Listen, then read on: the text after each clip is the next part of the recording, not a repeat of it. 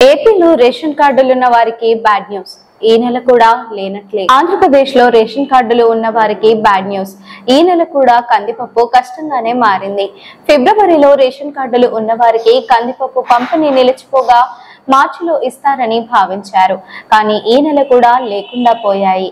టెండర్లు పూర్తి కాకపోవడంతో సరఫరా కష్టమేనని చెబుతున్నారు.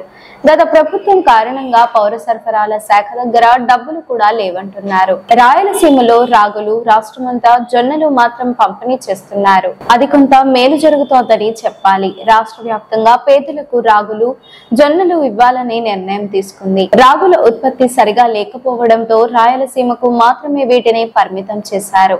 కాకపోతే రాష్ట్ర వ్యాప్తంగా అన్ని జిల్లాల్లో జొన్నలు పంపిణీ చేస్తున్నారు. ఈ నెల రేషన్ షాపుల ద్వారా కేవలం బియ్యం, పంచదార మాత్రమే పంపిణీ చేస్తున్నారు. ఏపీలో అధికారంలోకి వచ్చిన కూటమి ప్రభుత్వం బియ్యం, కందిపప్పు, పంచదారతో పాటుగా చిరుధాన్యాలను కూడా సరఫరా చేస్తామని తెలిపింది. అయితే కొన్ని నెలలు కందిపప్పుతో జొన్నలు కూడా పంపిణీ చేసిన సంగతి తెలిసిందే. నవంబర్ నెలల రాష్ట్ర వ్యాప్తంగా కందిపప్పు అందించారు.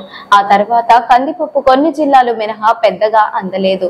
కొన్ని జిల్లాల్లో డిసెంబర్, జనవరి, ఫిబ్రవరి నెలల్లో కూడా కందిపప్పు రాలేదు.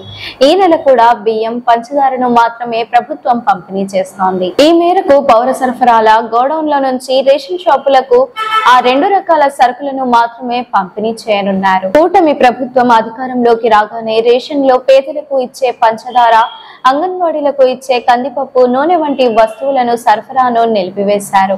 ఈ సరుకుల్లో బరువు తక్కువగా ఉన్నట్లు తేల్చారు. ఒక్కో ప్యాకెట్ కు 50 నుంచి 100 గ్రాముల తక్కువ బరువు ఉంది.